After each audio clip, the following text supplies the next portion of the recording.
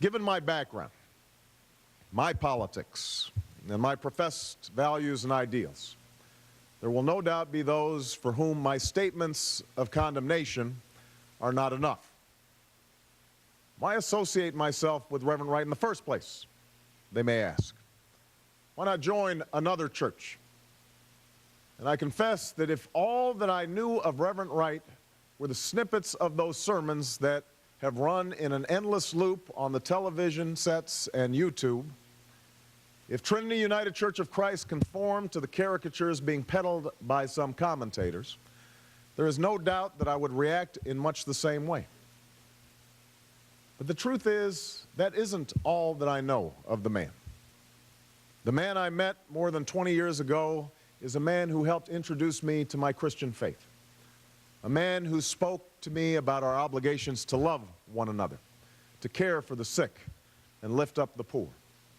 He is a man who served his country as a United States Marine and who has studied and lectured at some of the finest universities and seminaries in the country, and who over 30 years has led a church that serves the community by doing God's work here on earth, by housing the homeless, ministering to the needy, providing daycare services and scholarships and prison ministries, and reaching out to those suffering from HIV/AIDS.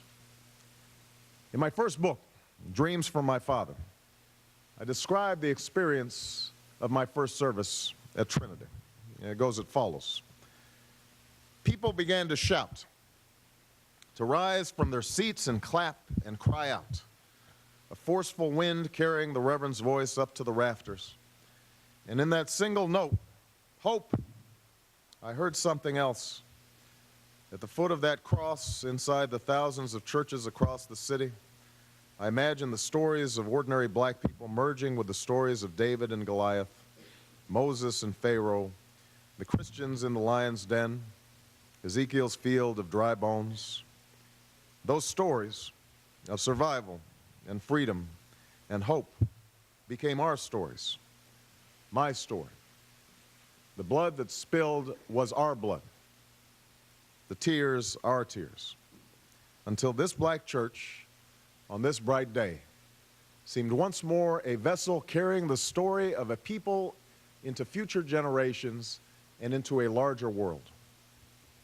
Our trials and triumphs became at once unique and universal, black and more than black. In chronicling our journey, the stories and songs gave us a meaning to reclaim memories that we didn't need to feel shame about. Memories that all people might study and cherish, and with which we could start to rebuild. That has been my experience at Trinity. Like other predominantly black churches across the country, Trinity embodies the black community in its entirety. The doctor and the welfare mom, the model student and the former gangbanger. Like other black churches, Trinity's services are full of raucous laughter and sometimes bawdy humor. They are full of dancing and clapping and screaming and shouting that may seem jarring to the untrained ear. The church contains in full the kindness and cruelty, the fierce intelligence and the shocking ignorance, the struggles and successes, the love and yes, the bitterness and biases that make up the black experience in America. And this helps explain perhaps my relationship with Reverend Wright. As imperfect as he may be, he has been like family to me. He strengthened my faith, officiated my wedding, and baptized my children. Not once in my conversations with him have I heard him talk about any ethnic group in derogatory terms, or treat whites with whom he interacted with anything but courtesy and respect. He contains within him the contradictions, the good and the bad, of the community that he has served diligently for so many years. I can no more disown him than I can disown the black community. I can no more disown him than I can disown my white grandmother, a woman who helped raise me, a woman who sacrificed again and again for me, A woman who loves me as much as she loves anything in this world, but a woman who once confessed her fear of black men who passed her by on the street, and who on more than one occasion has uttered racial or ethnic stereotypes that made me cringe. These people are part of me, and they are part of America, this country that I love. Now, some will see this as an attempt to justify or excuse comments that are simply inexcusable. I can assure you it is not. And I suppose the politically safe thing to do would be to move on from this episode and just hope that it fades into the woodwork. We can dismiss Reverend Wright as a crank or a demagogue, just as some have dismissed Geraldine Ferraro in the aftermath of her recent statements as harboring some deep-seated bias. But race is an issue that I believe this nation cannot afford to ignore right now.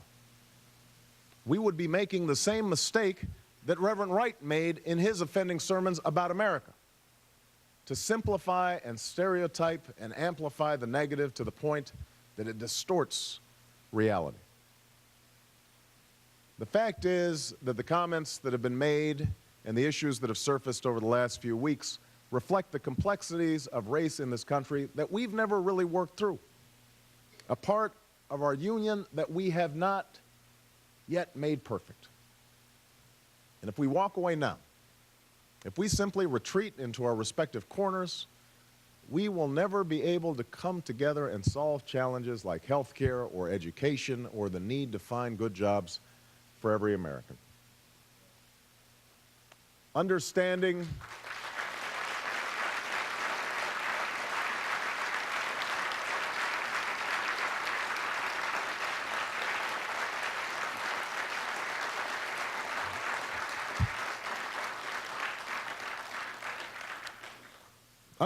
this reality requires a reminder of how we arrived at this point.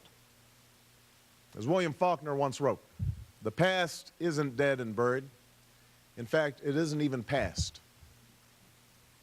We do not need to recite here the history of racial injustice in this country. But we do need to remind ourselves that so many of the disparities that exist between the African American community and the larger American community today can be traced directly to inequalities passed on from an earlier generation that suffered under the brutal legacy of slavery and Jim Crow. Segregated schools were and are inferior schools. We still haven't fixed them 50 years after Brown versus Board of Education.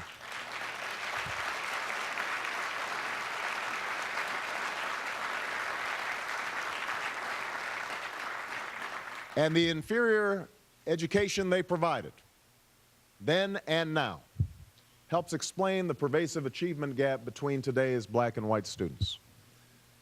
Legalized discrimination, where blacks were prevented, often through violence, from owning property, or loans were not granted to African American business owners, or black homeowners could not access FHA mortgages, or blacks were excluded from unions, or the police force, or the fire department, meant that black families could not amass any meaningful wealth to bequeath to future generations. That history helps explain the wealth and income gap between blacks and whites and the concentrated pockets of poverty that persist in so many of today's urban and rural communities. A lack of economic opportunity among black men and the shame and frustration that came from not being able to provide for one's family contributed to the erosion of black families, a problem that welfare policies for many years may have worsened, and the lack of basic services in so many urban black neighborhoods, parks for kids to play in, police walking the beat, regular garbage pickup, building code enforcement, all helped create a cycle of violence, blight, and neglect that continues to haunt us.